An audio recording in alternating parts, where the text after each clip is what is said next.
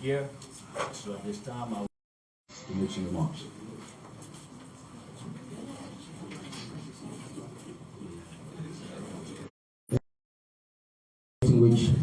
Good afternoon, distinguished ladies and gentlemen. We want to once again welcome you all to this Melvin Seafers. Then on the other side of the table, we have what I always refer to as Madame Lady Gaga, the lady behind the scene, a very serious planner and organizer, Madame Madeleine Dakose, one of the members of our rescue team. Huh? And then, of course, right by her, on her immediate left, is our National Vice Chairperson for Inter-Party and National Elections Commission Affairs, Madame Cornelia Tupa. And of course, on her, the Standard Bearer of the Unity Party. And we also have Mr. Masapoi, one of our eminent citizens and His Excellency GNB, and I'm also pleased to recognize the presence of Ambassador Kape. He's also one of our eminent advisors to His Excellency GNB. Notwithstanding, we also have here the presence of our colleague, the former National Secretary General of the Unity Party, the key organizers and the media consultant to the Office of the Standard Bearer, and we Chief the Unity Party, Madame Helena Nokos. She's one of our key individuals. Then we have the Assistant Secretary General, the newly appointed Assistant Secretary General for Publication, Ambassador Joseph Boakai. Thank you.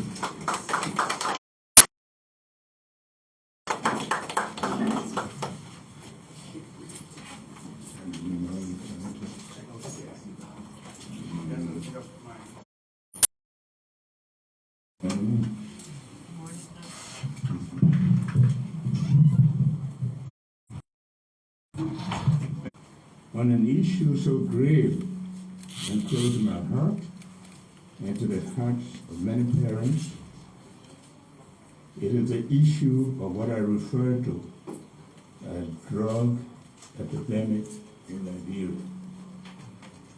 This tragedy, by working with unsuspecting victims who have become dependent on these substances. I would personally like to thank Reverend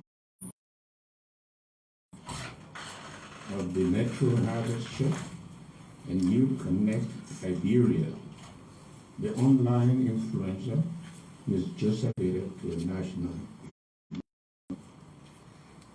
The statistic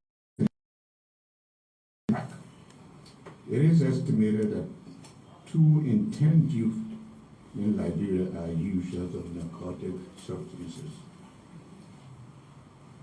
Some estimate that about 13% of the young people have lived in so-called ghettos strewn across the country, in cemeteries, on the streets, in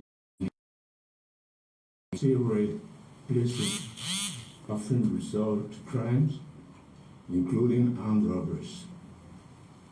These crimes and their infected victims and those who commit them are heartbreaking because we know they are motivated with illicit activities, including launching pads for drug-related crimes. Nationwide, everyone living in urban areas knows the location of at least one ghetto. In most communities of shoes strung over power lines, signifying that a ghetto is nearby. Drug abuse and subsequent addiction is a scourge with a dare. This is the main crimes which put both the users and society in peril. These young people are stigmatized and face harsh societal isolation. And at this rate, the country's potential of school dropouts among young users.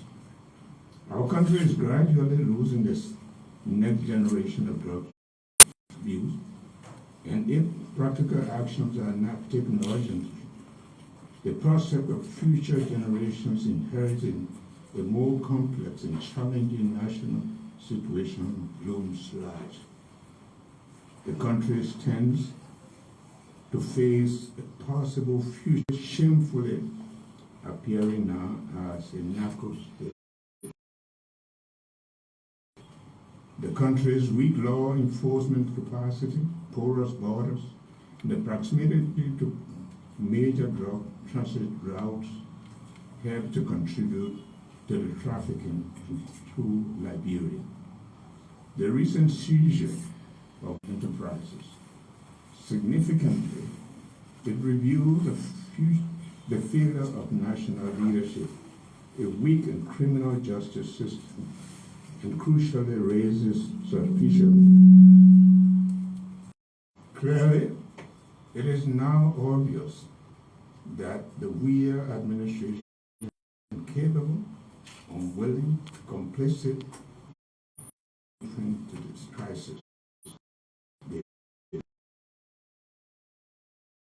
Measures to bring hope to the young victims of this epidemic, relieve hurting families. This means looking at the crisis and determining the extent to which the future of the provision, social services delivery, weaknesses in the criminal inadequacy of the public health system all conspired to contribute to what, with the best professionals, aim at providing some of the best clinical care for those who have become dependent on these chemical substances. An all-encompassing public health program focused on information, education, and research in combating drug and substance abuse. The problem with least will strengthen deal with the sources of drug problem in our country. For years, the criminalization of this epidemic has targeted drug use. We promise to enact very strong laws to punish traffickers and their middlemen who operate in an open market by offering maximum prison sentences. Abuse and related crimes have affected nearly every family and threaten to undermine the very values of our society. We must not allow this to happen. The scale of the drug problem shows the weird government's nonchalant attitude towards one of the most critical issues today. And they have no plans. I promise to declare war epidemic. God bless you and save our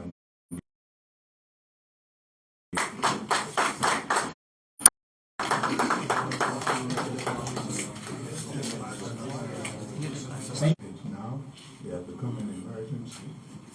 And we as individuals, we are not law enforcement agency.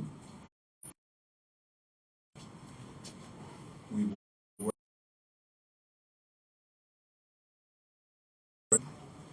the tradition laws, and we know what happened behind the scenes. But this country is not going to continue